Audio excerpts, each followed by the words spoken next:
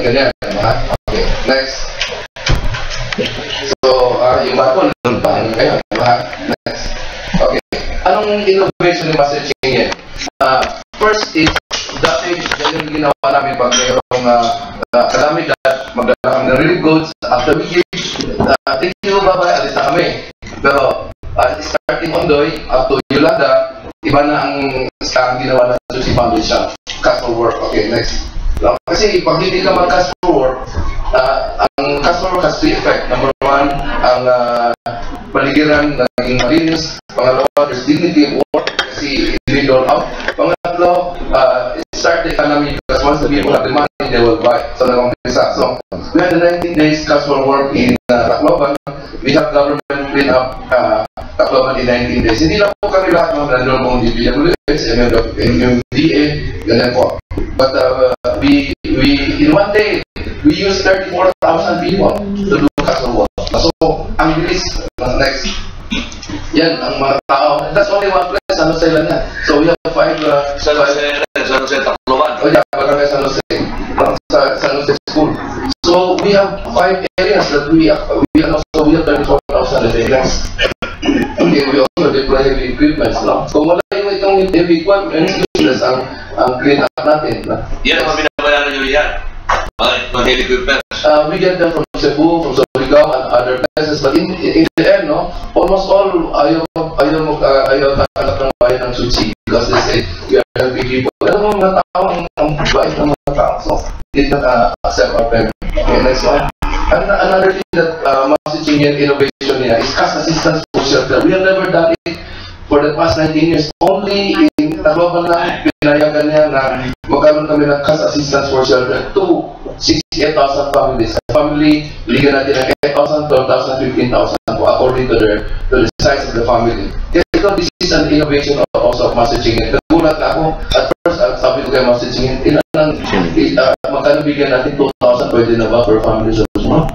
8, 12, 15, sabi ko, now, kung ilang pamilya po ang bibigyan natin, 1 to 2,000 families, sabi no, the whole Tacloban. 55,000 ang Tacloban eh. No? Okay, next, okay. So, yun na, bibigyan natin. Okay, next. Ngayon kumot. Now, anong resulta po? Now, we ask the people, please do not smoke, do not drink, do not gamble it, no? Kasi yung pera, pinaghirapan namin yan. Please use it properly for your family. And this guy made it a Suchi Rolling Store sa Tarawan, sa Barangay Santa Cruz. He's going around. Nag-business na siya, no?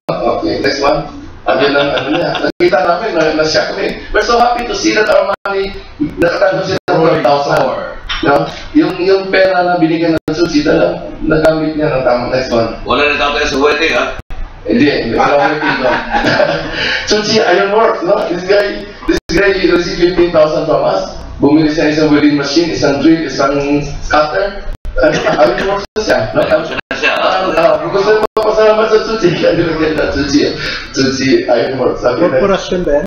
So this woman saw us, no? Nakatanggap rin siya ng 15,000 from us. Meron siyang sari-sari store. Next one, no? Parang maliit na masyado po, punong-puno ng goods. So, tapos she's taking care of, no? Three son, and may isa pa, may sakit pa, no? Bedridden. Iniwanan siya ng mister niya. Yung mga lalaki, medyo ano nga. Iniwanan dahil sa nakain ng tubig o ano? Hindi, nakasakit yung anak niya. Inabang na sila. Okay, next one. So, this guy received 8,000 from us. Ngayon, gumawa na siya ng shop house, bahay niya. Tapos, nag-iikot na siya. Next one. This guy wrote, nagpasalamat ko. So, nakita namin yung outpouring of gratitude na. Next. We are roofless, homeless, but never hopeless because your help is countless. Next one. Okay. So, alam mo, another innovation of Master Ching Yen. Like Ondoy, Yolanda, she gave us 5 instructions. First, you must take care of their health. So pag may mga sakit yan, ano mga operation, ginagawa natin. Ikatawa, education of your children. No? So nagkaroon natin mga scholarship. No? Third, livelihood. So we have cash for recycling. No? Para itong mga tao magkaroon ng, yung mga trabaho, mabigyan natin ng regular welcome. Shelter, this is what we're building now. No? Spiritual growth, no? We teach them not to be just a receiver, but to become a giver also. Okay, next, so meron kang eye clinic, no? Next. Bisa mismo kasi next, okay. Maybe mobile dental, no? So sa mata, pag meron kayong pasyente, nakita niyo kailangan ng operation, catarata, glaucoma, duling, no? Retina detachment, retinoblastoma, bigyan niyo sa Tsuchi, kaya namin lahat yan. Walang bayad. Yes. Bakit din namin sorry? Ang tawag sa inyo mga volunteers. Pero bakit hindi naman kayo mga volunteers, mga permanent din na yung ginagawa ninyo eh. So, wala pa kayo mga individual na mga trabaho? Bakit? Tinawag kami volunteers kasi wala kami sweldo. Wala kami sweldo. Number 2, like gasolina, no? Pupunta kami ng Global. We fly to Taiwan to report. Sariling bayan namin po yan. We do not sell to the foundation. Everything is ours. All ours. Kaya ang sarap ng puto ko eh, paano ko kumaya ninyo? Like me, I've retired from my business. I have a little savings. So, yan, vegetarian na po. I live a simple life. So, I don't need a lot of money. Pero, the spirituality that I receive is much more than that. Yung mga anak namin, very respectful sa amin. My relationship with my wife is so beautiful. So, ano bang hihingin natin? Diba? So, we continue. We do mobile dental. Okay, next. We do dentures, no? Mga surgery po, no? Waiter, hernia, lead, ginagawa natin lahat libre po yan. Okay, next. No, scholarship program, next. So, next. Now we have 1,300 scholars that we are supporting. Our scholarship is pag natanggap natin sa elementary hanggang college yan. Unless may failure, unless nabuntis, then hindi natin matuloy. Next one. Ito sa Bohol, we have scholars also there. Next. Lisa, next. Lisa, please. Okay. So, livelihood, no? We do livelihood program also. Okay, yung mga out-of-school youth, kinuha natin, they are now garment sewer, they are now merchandiser, they are now dental assistant. And then, ito, cash for recycling, itong mga na medyo wala ng trabaho, kinuha natin. And this is what we will do in Tacloban also, in Ormoc. We will do recycling also. Okay, and then meron silang regular income. Next. Next one. So, spiritual growth, okay. Okay, we do seminars for them, no? We teach them not just to be a receiver, but to become a giver themselves, no? So, next. So, yan. Tingnan mo ang mukha nila. Next. In Tacloban alone, no? Pumunta kami, nagulat kami. We thought, sino bang gusto maging Tsuchi volunteer? 8,113 dumating. Attended our seminar. We were shocked. Pakita mo, outpouring. Pinakain lahat siya. Yung 8,113 dumating. Yes. Pinakain din. Yes. Next, okay.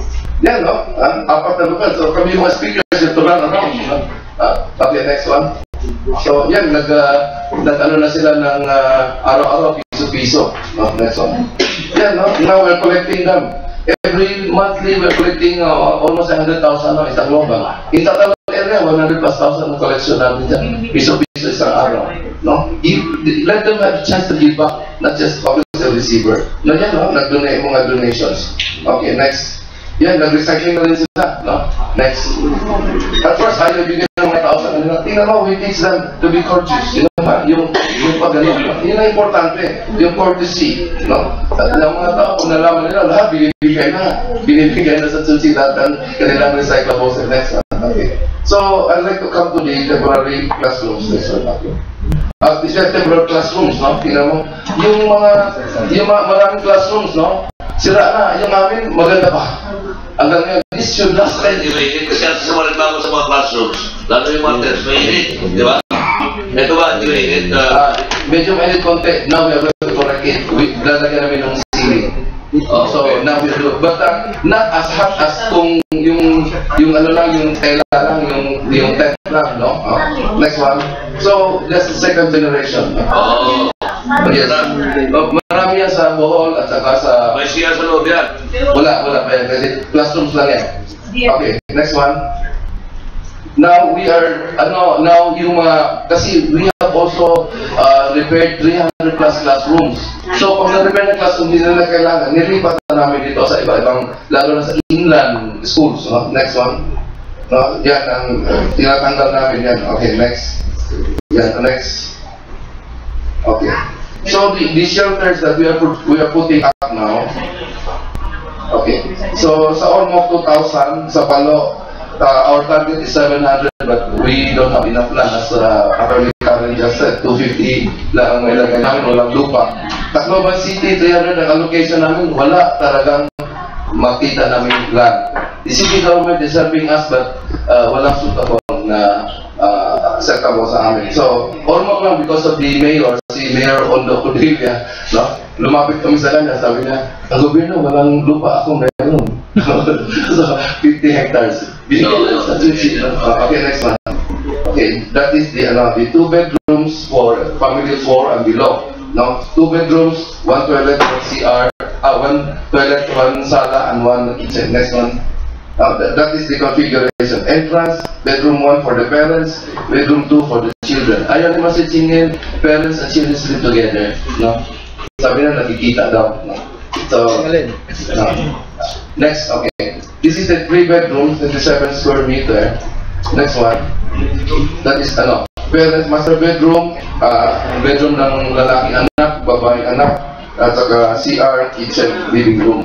No? Yun po ang ginagawa natin ngayon. Next one. Mabuto na sandali, ipakikilala natin sa mga bisita pero natin yung umaga. Si Congressman Alfredo Arquisa, Senior Citizens Fraternist Club of Medullo Sari. Pumati muna kayo, Kong. Kumusta na kayo? Ito po, at magandang umaga po sa inyo lahat. Hanggang ngayon, nag-i-interpret po kami ng proclamation ng Congress. Malapit na ba? Hindi na magtatagal po. Very good, ha? Sana makahabol. Oo, makakahabol po siguro. Alright, Sri, how much time more do you want? Just 5 minutes. And then we'll open the table for questions. Kaya sinabi ko na our founder is an innovator and an inventor. Nag-invent kasi ng instant rice. No? So next one. So we can feed 30,000 people a day. No? Kasi ang instant rice natin, sandali lang kasi pre-cook na yun, dry, just put hot water in 50 minutes. Kainin, pwede na kainin. Next, okay. So like that, no? Hindi na makahain blood. Kaya walang vegetarian. Madalas na binibigay mga nutres na after a month, high blood na. So we can produce so much, and then we just send it out, no? Okay, ipakon natin. Yan, din ang binigyan namin sa Tacloban, no? Bandihado ang bigyan natin, no? Next, okay. So, she also made blankets, no? From pet bottle, yung tubig, tinatapon natin yung lalagyan, can be made into blankets, no? Meron ako yan. Meron pa tayong t-shirt dyan. Pakilabas mo ha. So, we can make t-shirts. We can make bag, even that bag is made from yan, no? Okay, pakita mo lang. Yan, ha? Plastic. Yes, from pet bottle. Meron din ako yan. Kaya, lalagyan ng mineral water. Anyway, okay, next one, Lisa. Tsaka nakakatuwa yan, nakita namin sa Taiwan, yung mga matatanda na walang ginagawa para makapag-exercise sila yung mga apak-apak sa mga pet bottles. May sweldo pa sila. Na-exercise. Wala silang sweldo. Volunteer sila, mag-donate pa sila. Only in the Philippines are we allowed to do cash for recycling. Okay, next, okay. So, foldable bed, no? Ito foldable bed nila mo. Then natin yung foldable bed natin. This is an invention of Master Chingin also. So, tingnan mo. Ito, lahat ng mga recipients sa Yolanda, bibigyan din. Each person will be given one. Ang halaga ito, 9,000 pesos isa. So, a family of, yes, for a family of 5, they will receive 5 units. If Pwede ba sa dalawa 7, bigyan 7. Pwede sa dalawa yan? Pwede sa dalawa?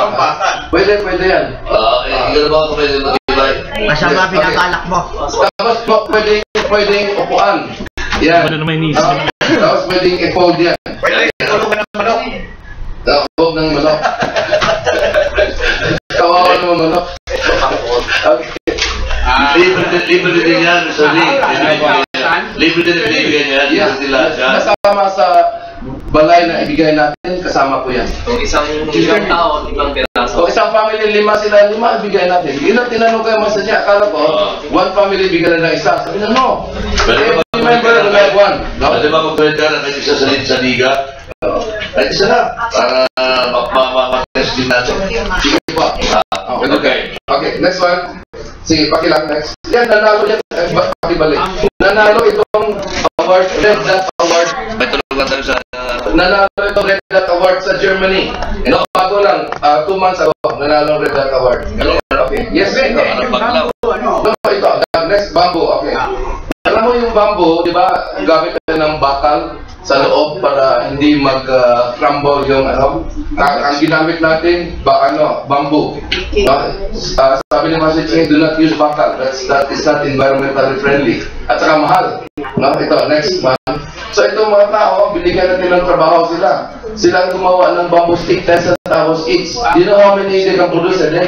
100,000+ bamboo stick a day. So they can earn more than 10,000. Stick for what? Kung gagawa ng cementals. Next one. Next, okay. Kaya mga bata, gumagawa. Nag-income sila. Kasi nasa hacienda sila nagtrabaho sa sugar, they receive only 120 pesos a day. No, with that, a family can earn 500, 600 a day. Okay, next. Tingnan mo, ganyan. Next. Yan o. Next. Yan, ang dami na. We have 3 million pieces already produced by them. Next.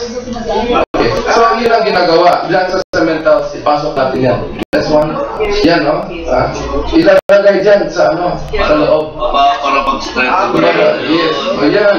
Yun ang ilagay dyan sa loob. Just 2 days ago, nanalo ito ng award sa Croatia. No? Next. Nanalo ng environmental award. Yan, no? We will receive so, yun ang idea ni Master Ching. Instead of bakal, yun ang gamit natin. Now, another one is fast for construction.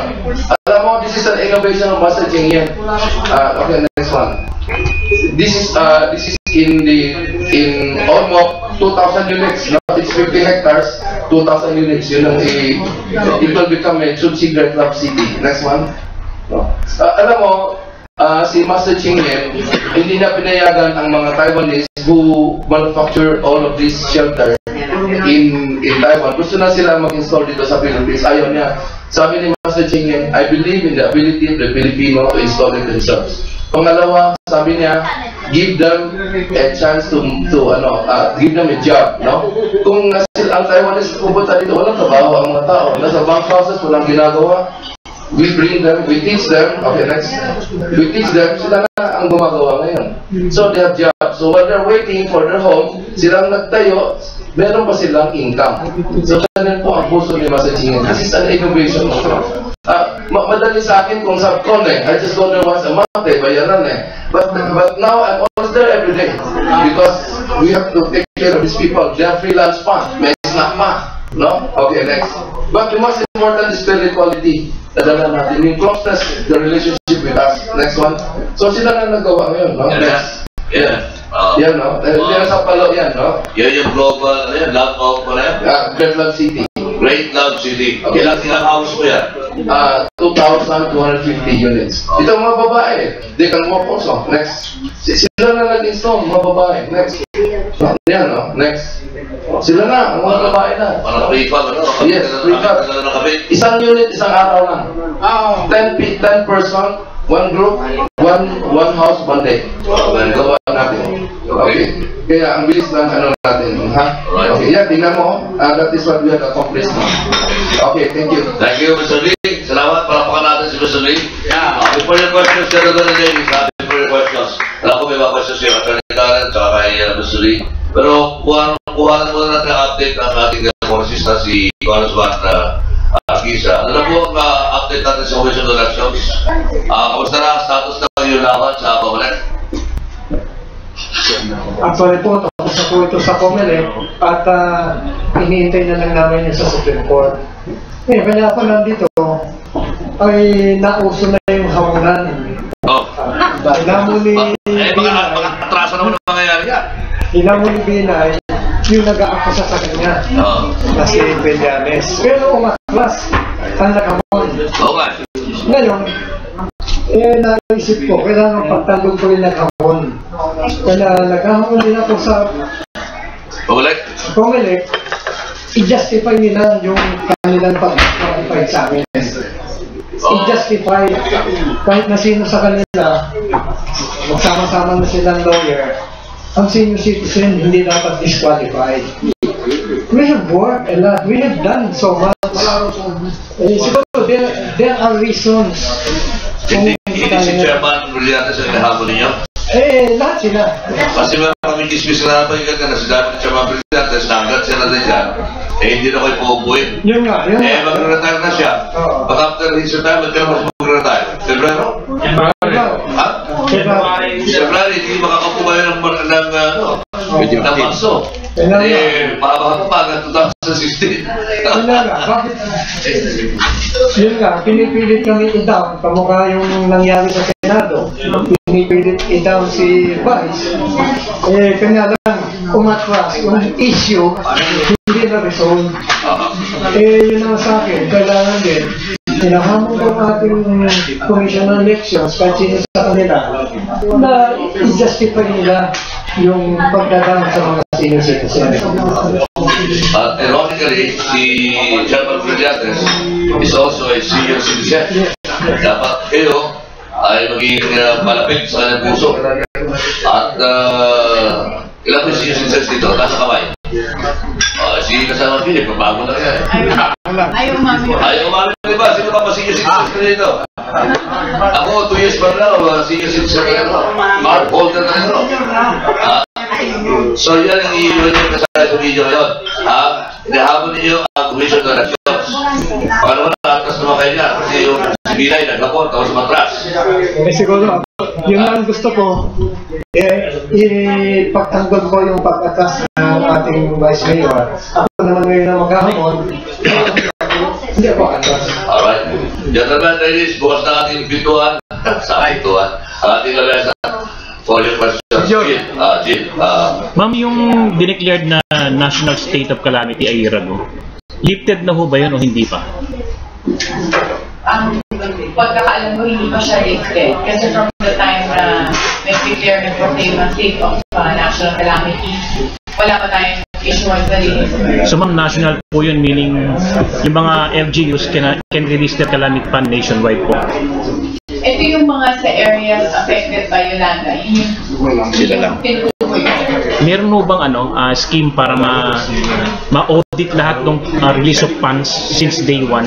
Yes. Particularly May ganun tayong scheme because provided for it by law. Una yung Commission on Audit, ino-audit yung mga releases kasi nagkakaroon sila ng COA report.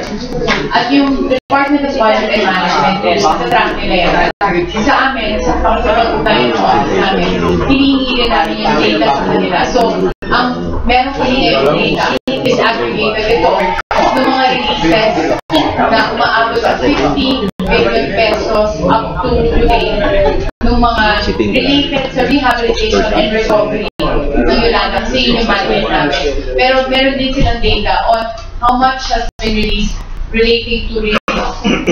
Wala ba tayong monitored na mga overpricing ng infra?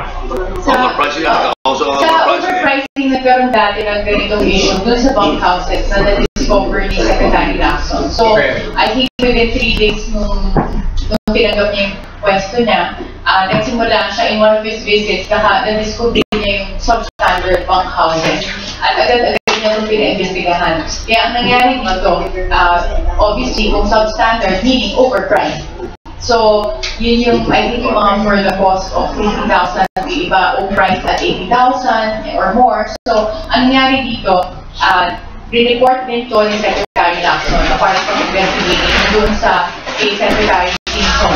At ang nangyari dito, up to today, walang binayaran dun sa mga contractors na substandard. And gusto sana nga ni Secretary Lacson na ipaprosecute itong mga to para hindi maulit. Kaya lang, sa ilalim mismo ng batas natin ng procurement law, yung mga contractors have a right to make amends within 90 days. Kaya ang sabi nga niya, dapat makuhin niya batas na yan kasi may incentive for contractors to overprice. Kasi mangyayari dito, kung makakalusot. Kung hindi, then they will make amends within 90 days. So, isa yan sa mga we hope na mabago in terms of policy na nasusunod Kay Mr. Lee. Sir, magkano po yung donation ng Chuchi sa DSWD? Meron ba kayong specific amount na binigay? Wala po kami donation sa DSWD. Kasi direct pa po kami.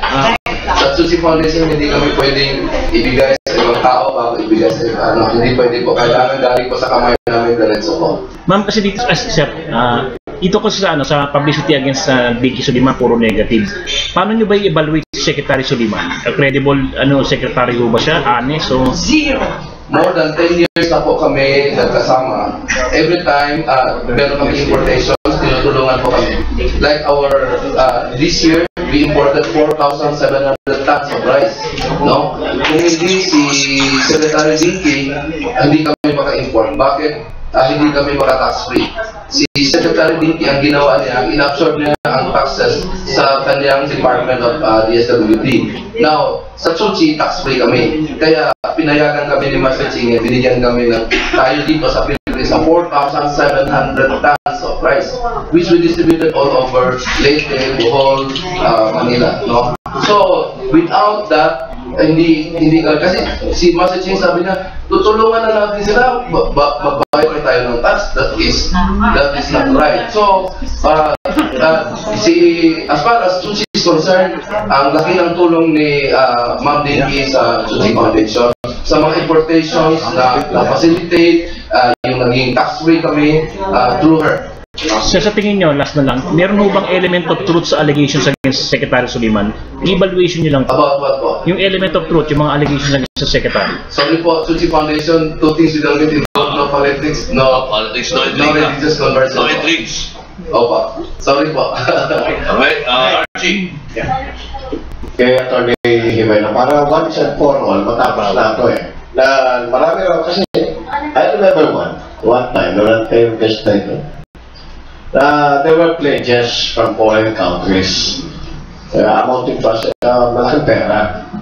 Now, when it comes to publicity na nag-back out yung ibang nag-pledge dahil doon sa mga nabalita ang anomalous project. Gusto lang namin nag-clear. Ano katotoo na nag-back out talaga o ibinigay yung donation nito mga foreign countries?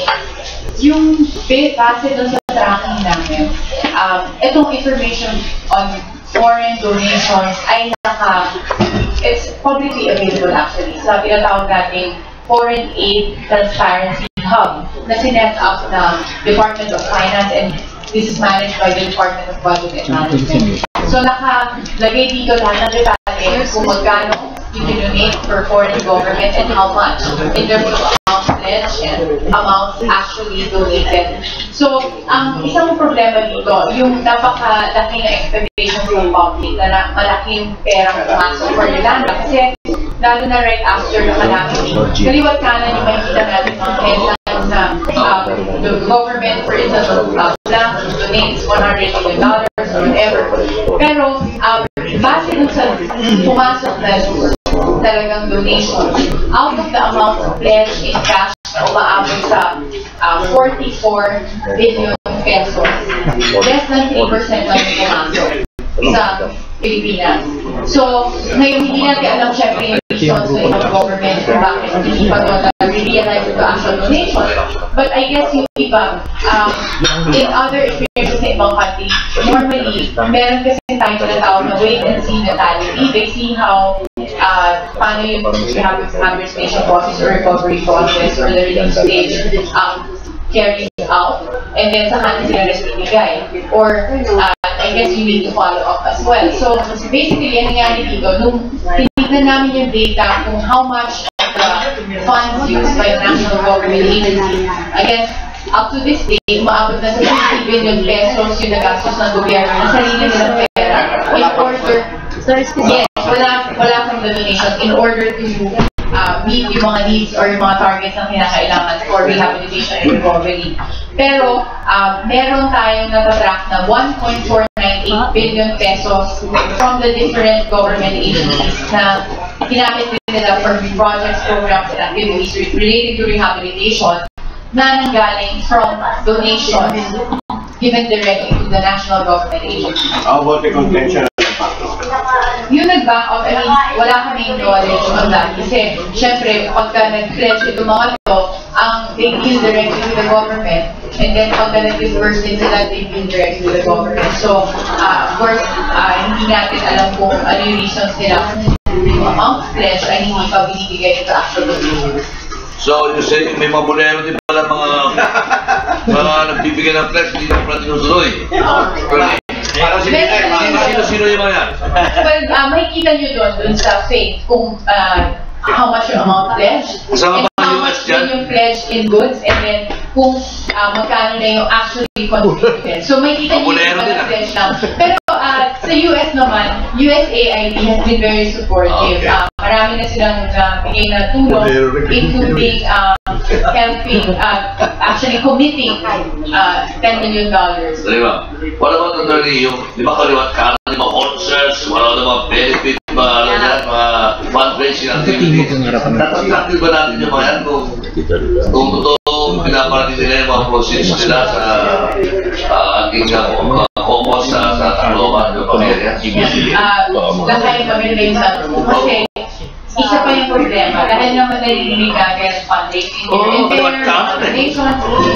Ako mismo, nung isang visit ko natin sa days na nakita ko ng fundraising doon for Yolanda. Tapos inisip ko, I wonder ko talagang binibigay nila. Yun ang problema sa atin kasi wala tayong batas na sinasabi na for private entities or non-government entities na required sila mag-report ng donations or funds na na-receive nila sa mga fundraising at saka kung paano na ito ginagastos. So, pag nagkatanong sa amin na paano na yung dinonate namin na ganito, ganyan, and we've had meetings then sometimes with foreign entities or foreign donors asking, saan napunta yung donation namin na ganitong amount? Pag tinanong namin saan nila binigay, nalalaman namin na dumidiretso either sa ibang private organizations or other foundations. So, usually sinasabi namin, kailangan nyo silang tanongin yung pinagbigyan ninyo. Kasi pag hindi sila nag-coordinate with us, there's no way for us to track kung paano nila ginagastos yung pera or anong projects yung nagawa na nila in order to utilize those funds. So at least kami, to the extent that Chuchi works with us, nakikita namin yung results, yung kung ano man yung funds na nakukuha nila from whoever they deal with in terms of their donors, nakikita natin na translate into actual houses, into cash for work programs because they report the data to us. Sigaw, may tanong sa inyo, attorney. Okay po, siya. Do you keep track of those private organizations doing this fundraising on Yolanda? Oo, actually, wala sa mandate namin yun. Ang mandate ng PAR sa ilalim ng Memorandum Order Number 62 is to unify all efforts related to rehabilitation, pero mostly yung unifying is with the government agencies because sila yung, of course, we coordinate their functions, pero sa private sector, we can call on the private sector to help in the rehabilitation efforts. To that extent, kasama dito sa master plan or yung CRRP na sinabi namin, yung mechanisms on how to relate or engage with the private sector. So kasama na dito yung having development partners and sector partners. Chuchi Foundation is one of our sector partners. Yung mga sectors nila includes education, livelihood, and housing. But then, sila kasi voluntary na pagtrabaho sa amin because we cannot force private entities to work with us or to coordinate with us.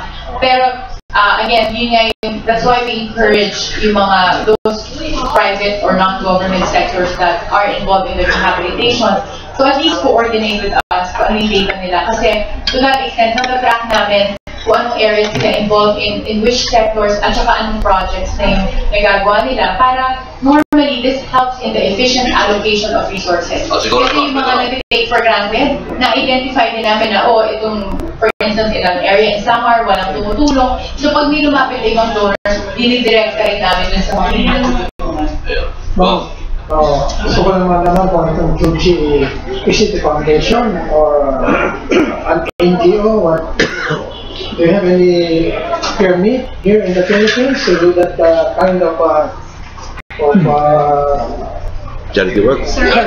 Yeah. Yes, we are an NGO. We are also, we don't have the fact that we are a Buddhist charity organization. Buddhist. At the same time, we are registered with the SWD. If you donate to us, sir, we can give you a certificate. You can deduct it from your income tax. So So, ganyan po. Marami po nag-donate sa amin na we can give certificate po. We are registered with BIR with disability. But do you have any legal personality to do this business? Because Opo. being registered in disability BIR, do you acquire legal personality? So, we are registered with SEC po. SEC Philippines po.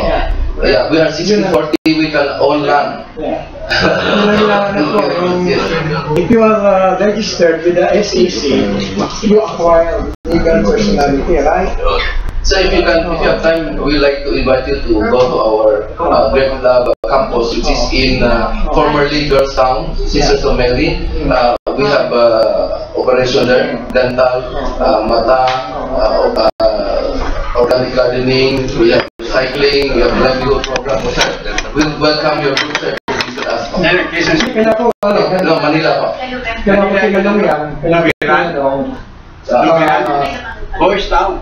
West Town, yeah. Formerly Girls House. meron kasi kaming nakuha ng funds kami itong order. And we need personality Para to para ma-ibigay sa amin yung United Nations? hindi sa Japan.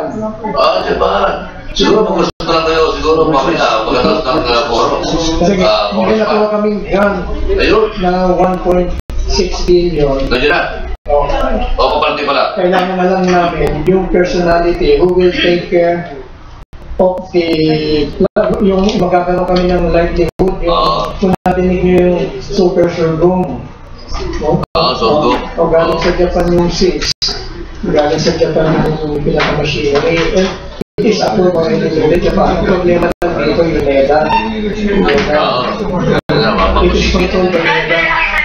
Yung pag-track pala, i-announce ko lang na yung PAR, meron kaming ginawang database na tinatawag namin Empathy, Electronic Management Platform, Accountability and Transparency Hub for Yolanda.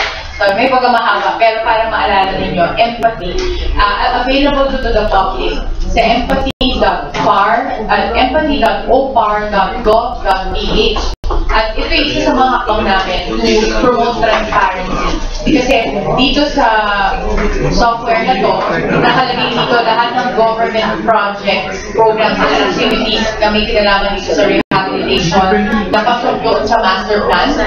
At yung mga private sector, non-government sector donors that work with us, we also encourage them to input their data there para makita natin ano ba yung mga projects related to rehabilitation, magkano ba yung funding requirements para alam nyo kung paano overpriced to. So, may kita nyo dito and ano na yung funding gaps at ano na yung status ng project. So, we are hoping that this is something that will be used even in response to other disasters beyond Yolanda. And hopefully, magamit din to for other government projects even outside the calamities. Kasi pag ganun, kung may pinapatay yung kalye or may pinapatay yung bridge, at least tayo, if we're curious, we can look online and then check kung sino ba yung accountable, kung magkano ba yung ginagastos ng local government natin o ng gobyerno natin para sa pagpapagawa ng mga certain projects. So, this is one of the best practices that we are trying to institute in response to Yolanda. Di ba yung makialam ako dito?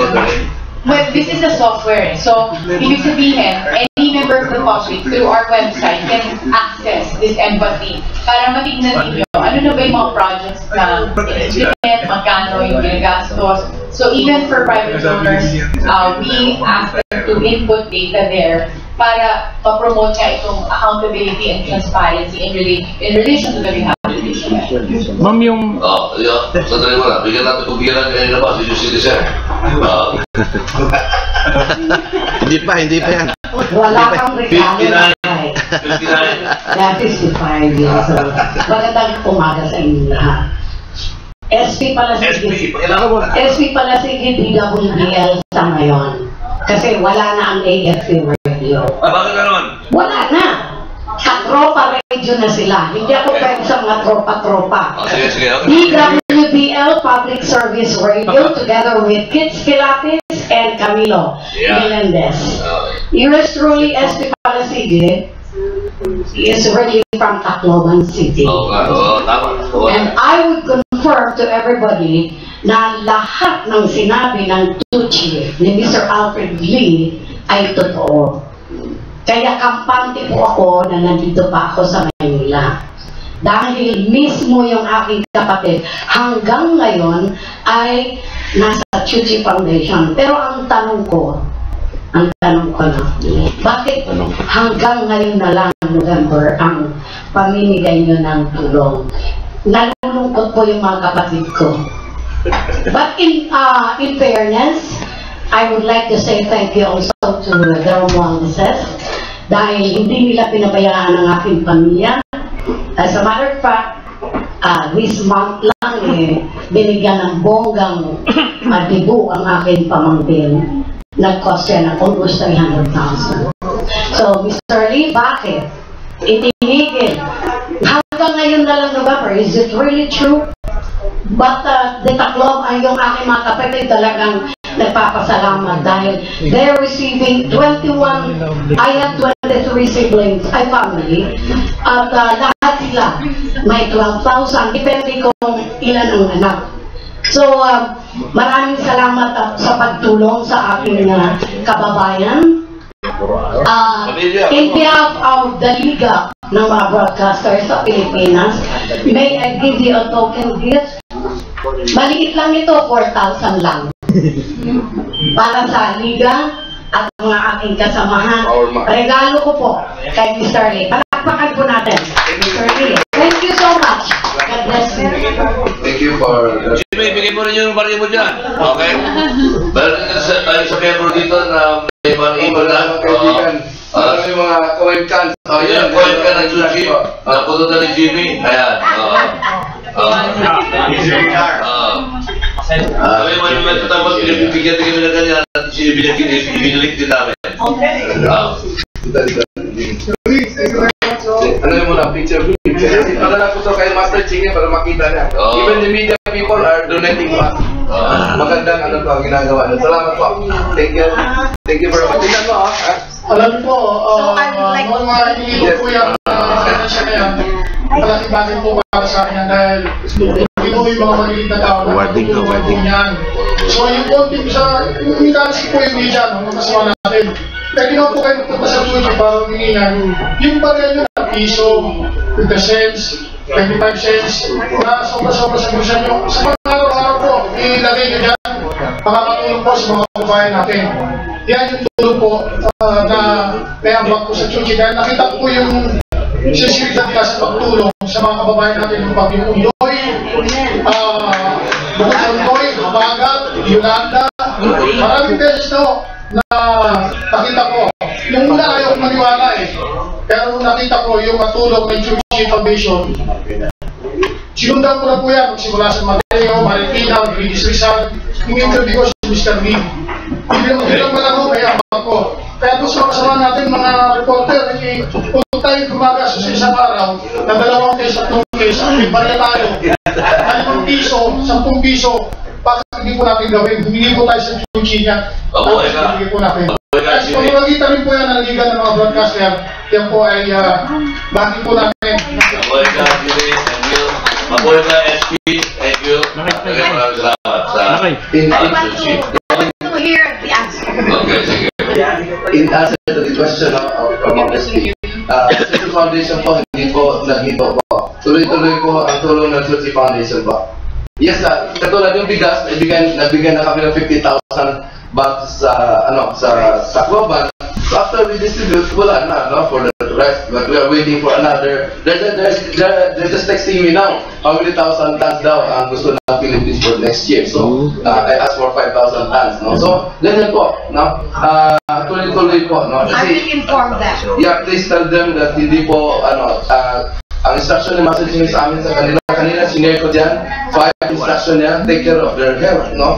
Take care of their children's education, take care of their livelihood, take care of their spirituality, and take care of their body, which is shelter na binibigay ko natin.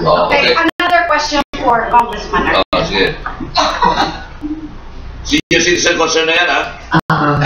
Congressman Arquesa, alam ko na talagang supposedly nakaupo na kayo. Alam niyo ba, kasi na-depress ako last week lang.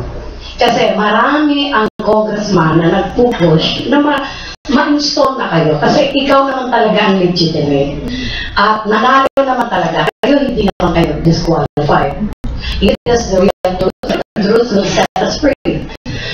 Kaya ako nalulungkot. Gusto kong malaman ninyo, gusto kong tanongin sa inyo, kung alam ninyo na malabo na kunwari lang pala yan si Brillantes na magre-resign. You know what? Mag-retire na. Hindi, kahit mag-retire, he will still be the chairman of the COMELEC. Why? I have the evidence na siya pa rin ang nakapirma sa amin sa One Vote movement in which I am active member, na siya ang aming chairman as secretary, no? At ang ilang daang libo yan na mga ID namin na nakakalat na sa aming mga leaders na siya pa rin hanggang 2016. So, do you know this? That's the question. And what is... Hanggang 2016, meron na kaming ID. Pero as chairman ng COMELEC, matatapos na sa next year. Oo, retired na siya. Retired na next year, eh. Kaya nga ako nagtatanong kung alam ba niya ito at kung ano ang move na pwede niyang gawin dahil ang nakalagay sa ID namin, kaming mga leaders, kasi ako, I have 10,000 leaders all over the Philippines. So, tinatanong ko, paano ito nangyari ng ID namin sa One Vote movement? Wala pa nga election, meron na kaming ID at ang nakalagay doon ay 2016. Siya pa rin ang chairman. Well, kaya nga ako nagtatanong. What is your stand for this? Hindi, ganito yun. Once, at the time of the ID was issued, kung sino ang chairman, yung ID na... No, the ID is just issued last month. Oh, yes. But up to February of 2015, he is the chairman. Kanya, kung ano man ang mga inisyu niya, kamukha halimbawa yung mayor, siya nakaupo ngayon, nagsasign siya nung OSTA ID ng senior. Kahit na hindi na siya mayor, Pwede pa yun. Pwede pa yung senior citizens ID. Ngayon, yung aming issue ngayon dito sa COMELEC ay actually it is not my disqualification. Ang gusto lang talaga dito ni chairman ay umupo yung kanilang tao. We have 2 seats. Noong pang July 2013, 2 seat ang nanalo namin noong last election. Ang gusto niya, ako at saka yung isang COMELEC operator nila ang umupo. Which is, ito against the law. Dahil kasi, ibang grupo yun eh. Yung sa amin ang legitimate talaga dahil this is my 3rd term. Pangatlong term. Pag hindi ako pumayag na kasama yung tao nila, hindi daw kami ito proclaim. Definitely. Balita eh. Sila bang daipan nila presidente. Baka king, baka daipan niya. Yung gusto nila, yun ang masasagot. Kanya masyadong mapolitika itong si Kanya, may nagpulungan sa akin kanina, Congressman, may sindikato ba sa COMELEC? Dahil kasi itong COMELEC, time immemorial, alam natin ang COMELEC, di ba? Hindi pa puti ang buhok natin, alam na natin ang COMELEC. Kumukulik. Hindi pa nare-reform. Hindi pa. Lahat na-reform na. Lahat ng agencies na reform na. Siguro kailangan ma-reform din itong COMELEC. Thank you. May isinampa ba kayong kaso laban sa COMELEC, no? With this particular incident? Wala pa dahil kasi yung bang hanggang di ako nakaupo, di ako makabisis muna. Kasi ang panggigigilan ka pagka dinimanda mo ka yan. Ganon? Panggigilan. Questions ba? May tanong ako Tony Meno, ang mainit na issue, of course yung delayed delays doon sa pagbaba ng mga projects. Kanina napag-usapan yung isang problema, yung pag-acquire o land acquisition. Ano ba ang problema doon sa land acquisition na nakikita? Ang problema dito sa land acquisition na encounter din ng Sushi Foundation, pati din ng mga ibang partners namin sa private sector tulad ng Gawad Kalinga, ay yung paghahanap ng available lands na pwedeng tayuan ng mga bahay. Kasi, syempre, ang part of building back better o yung pagpapatayo ng mga bahay na sigurado tayong hindi na ulit manganganib yung mga buhay ng mga kababayan natin, ay nailagay sila sa safe areas. Kasi unang-una kaya nga sila na tamaan at nasira yung mga bahay nila, ay nandun sila sa areas na susceptible to flooding and storm surge. So, sa atin, naghahanap, lalo na for NHA, na kailangan nila malalaking sukat ng lupa para maglagay ng housing projects, ang mga nakikita natin na safe areas, minsan, napakalayo talaga na sa mga bundok, hindi mo malalagyan ng mga transmission lines, walang access to clean water. At syempre, isa pa, yung mga iba naman, kahit nasabihin natin lang ang pwede na natayuan, ay either agricultural, hindi pwedeng maging residential lands, or forest lands. Ibig sabihin sa ilalim ng batas natin, bawal kong tayuan ng mga bahay. So, isa sa mga naging rekomendasyon namin dati ay gamitin ng Pangulo yung mga kapangyarihan niya under the law na magkaroon ng presidential decrees for converting land para maging usable for residential purposes. Or, yung iba naman, ang problema natin, pag privately owned land, hindi ito basta-basta magagamit din. Kasi sa batas natin, pag ayaw ibenta or iba naman talagang tinataasan yung presyo, pag may expropriation proceeding or yung eminent domain, matagal na proseso ito. Na kaninong responsibilidad po yung paghahanap ng mga lupain yun? Sa local government ba o national government? Dahil NHA ang implementing arm for resettlement, national siya kasi naka-factor in dun sa budget yung land acquisition din tsaka yung land development. Pero, hinihikayat namin normally yung local government units na makipagtulungan din sa national government sa pag-identify ng suitable lands para mapabilis yung proseso. Alam mo, kaya ako naitanong yan, may similar incident kasi sa US. Ang New Orleans, yung tinamaan niya ng Katrina, mga 5 years bago na-achieve nilang 80% sa reconstruction. Ngayon, yung mayor doon, si Ray Nagin, pilit niyang hinaharang. Kumbaga may pamumulitika doon dahil yung presidente niya, hindi si George Bush. Nagkataon si George Bush na nakapong presidente noon. So, pilit niyang hinaharang yung rehabilitation effort from the federal government. So, tinitingnan ko lang kung may similarity kasi yung nangyari kay Ray Nagin, ito taon lang na to, nasintensyahan siya ng 10 years imprisonment dahil sa corruption. Of course, mabilis na yung pag-release sa kanila, nabot na ng 2 weeks. Pero, yung nga, tinitingnan kong similarity, kasi pwede talagang, lalo na lumabas na yung issue ng pamumulitika. Diba? Na insinualat na ni Rihapsar, Ping Lacson. Ngayon, nung first time mo kayo nandito, tinanong ko kayo, at sabi nyo, off the record lang yun, maabot ng 300%. Binuntis yung mga pondo para sa mga proyekto. Pwede mo ba pangalanan na ngayon? Total, nisiwalat na din lang naman kung sino-sino yung mga sumubok na mangwarta doon sa mga projects para magkalinawan natin, hindi na tularan sila. Mahirap din mag-content dito kasi ang ginagawa namin, kaya di ba natin ginubuo yung rehabilitation plan, marami rin tatanong, bakit napakatagal na proseso na yan?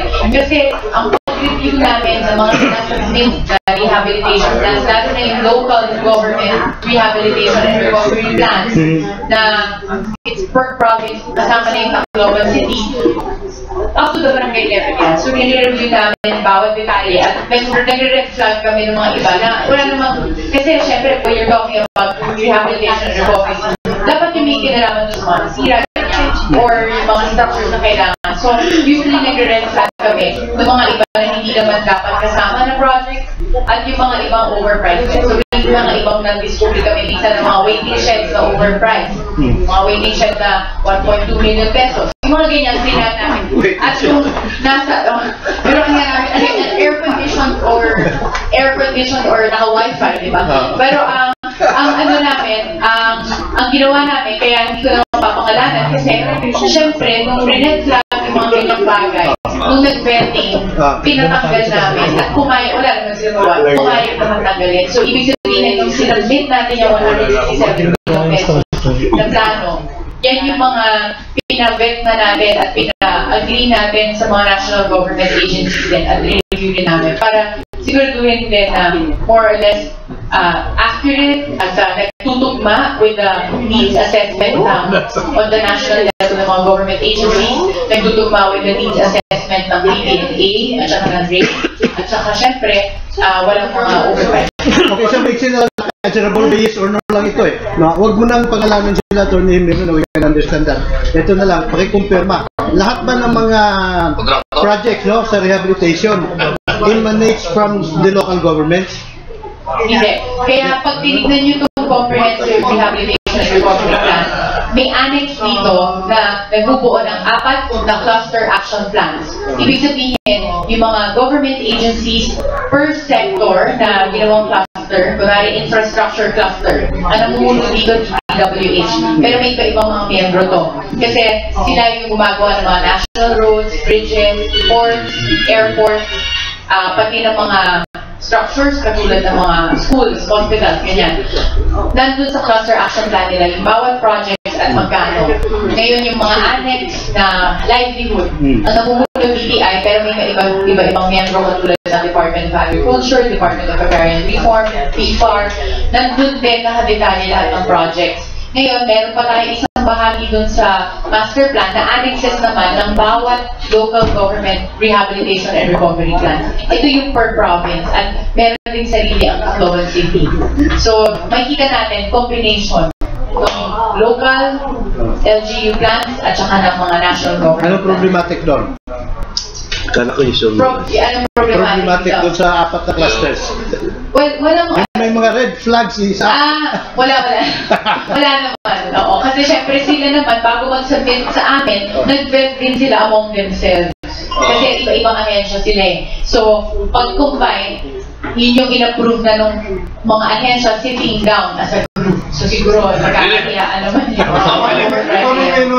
Just a follow-up on the base of this discussion. Well, on the base of your experience in POPA, and considering that disaster has become a way of life, do you think it's about time to come up with a legislation that would create a body on disaster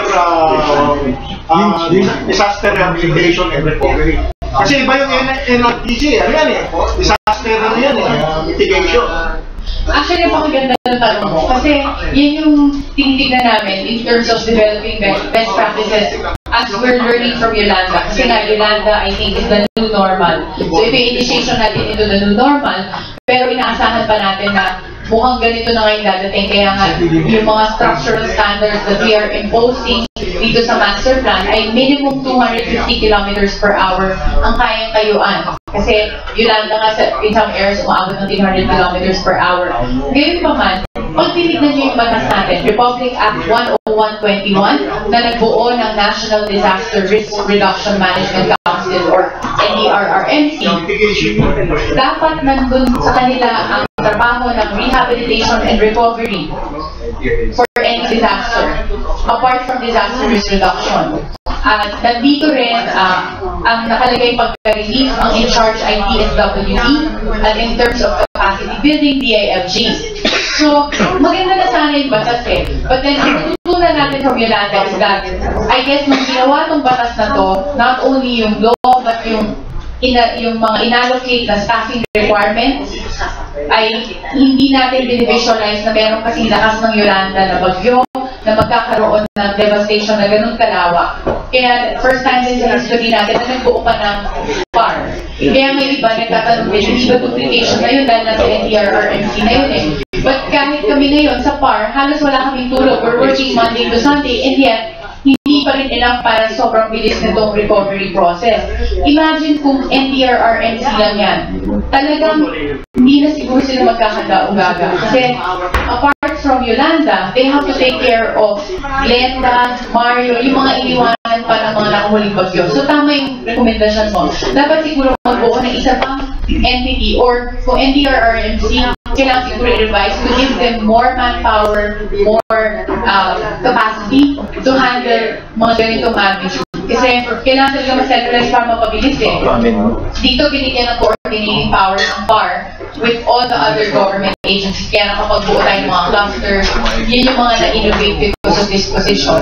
Pero siguro kailangan tignan natin yung mga ganung batas. And I would propose na apart from an agency na gano'n, yung mga ibang batas natin na nakakabagal, katulad ng taxes, or custom duties, sa donation, we have to take a second look. Ano ba yung pinaka-efficient? Kasi, syempre, may iba rin abusado pagka naman exempt from custom duties.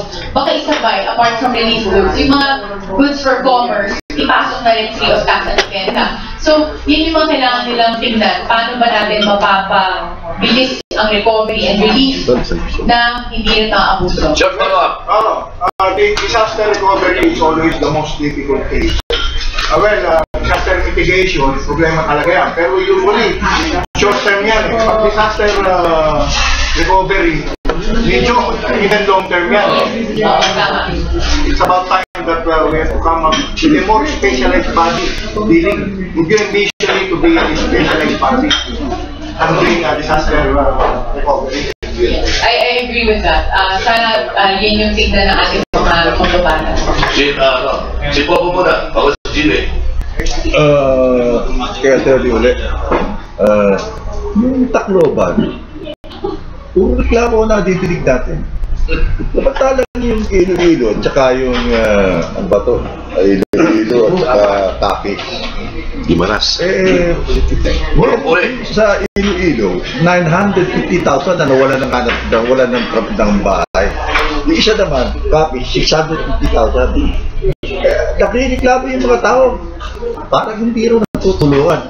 At isipin na lang, yung Iloilo, pero identified na malakas na tao dyan, si Drilon, hindi ko ba? Pagkatapos yung Kapis, si Rojas, si Bar Rojas. Paano kaya ito? Anong tanong mo doon? Sa bahay.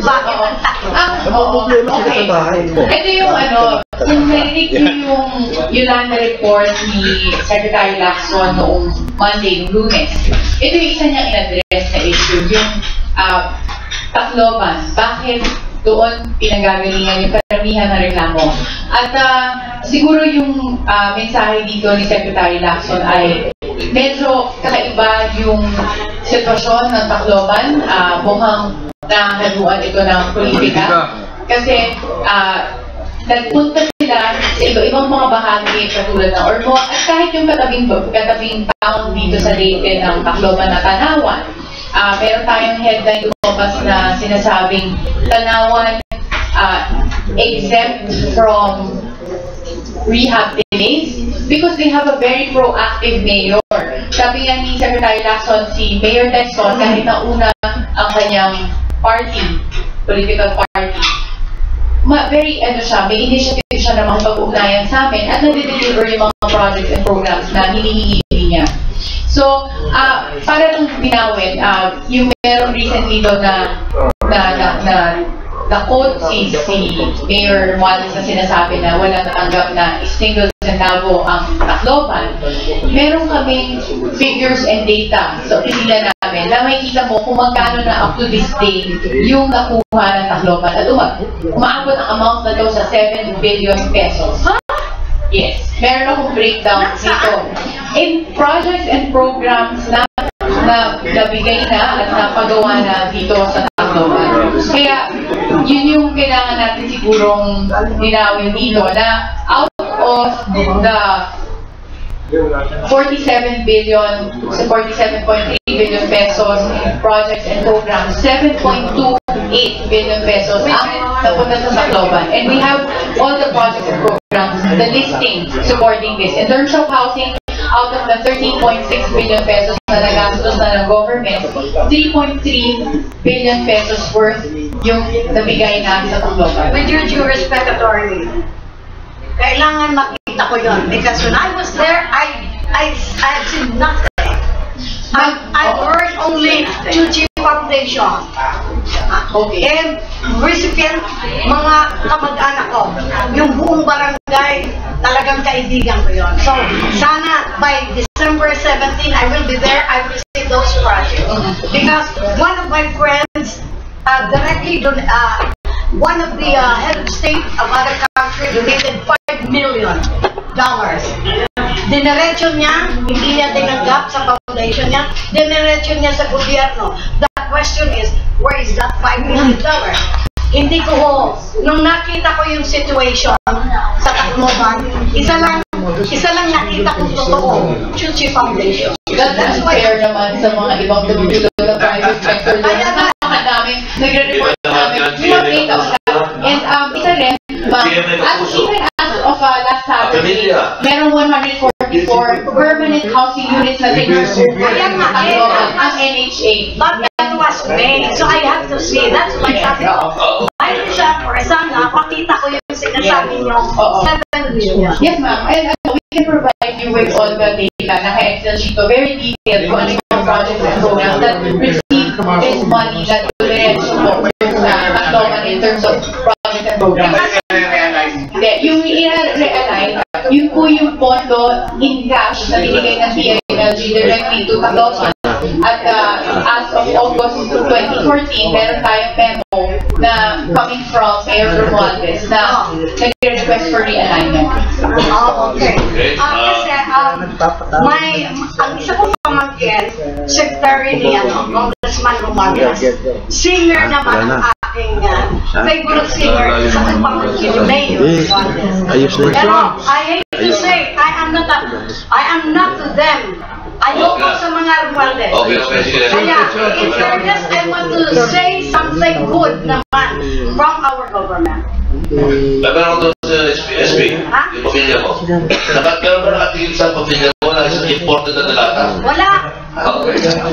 Jimmy, sige. Siyempre na. Kasi gusto ko lang kung... Last question niya. Marami po nagtatanong. Nasaan po yung... Pagpapakain naman ng tao niya, pera na pumasok, saka yung lumabas na nagagastos na natin.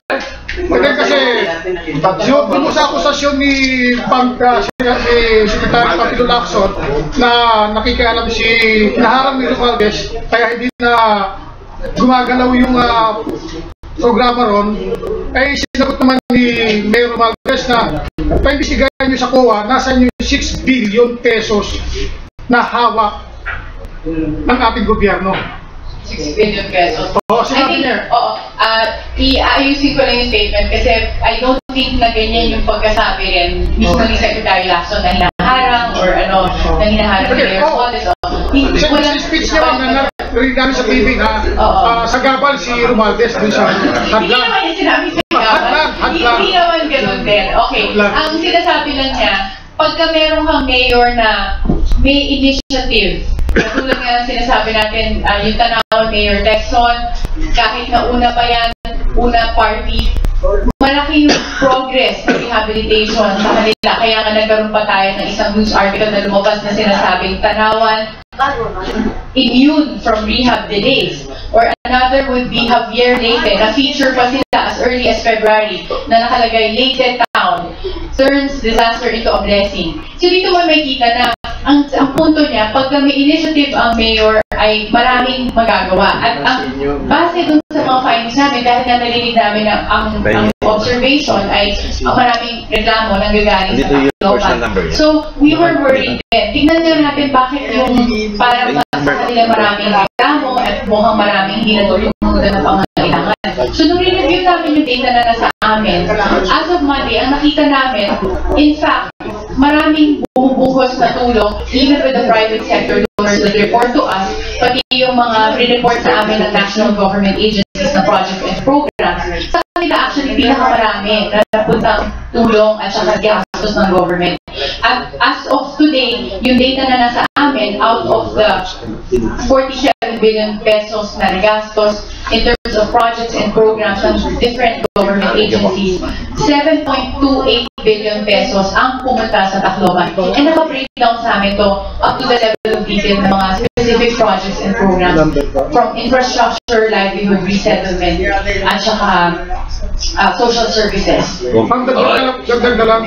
Kasi na ba kayo ng sinabi nyo, medyo ano rin po ako eh, medyo doubt din ako eh. Kasi doon sa nakita ko itong tulong na dumating sa Tacloban, doon sa non-government organization, kabilang na yung Chuchi na bilyong halaga rin yung nagastos pa bahay pero hindi ko nasasama sa report nyo. Puro pang sarili lang nag-report na nakikita natin.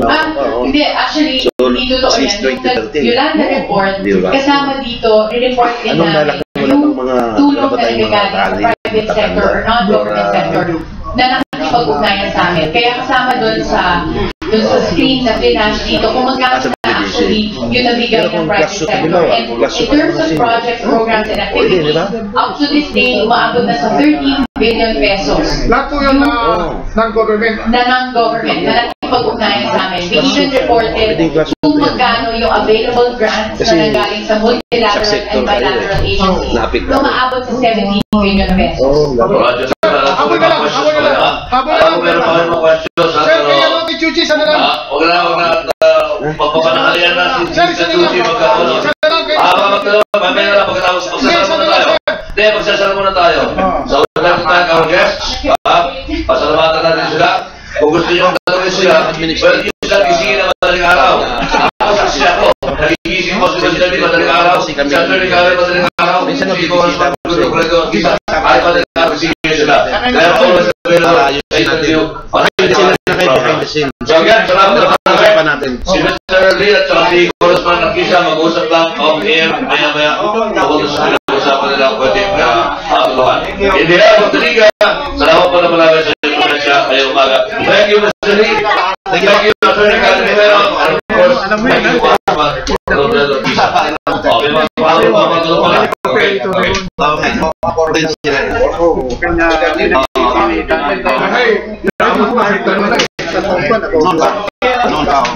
Kasi ang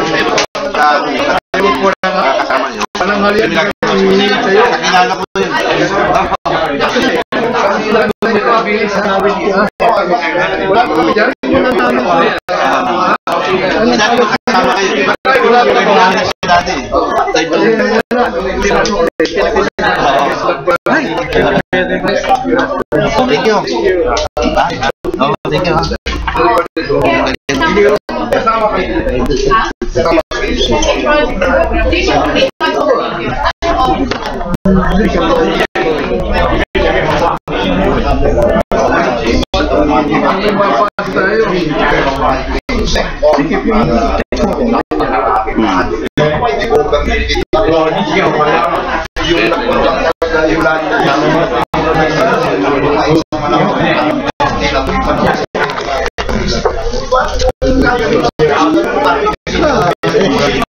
Thank you.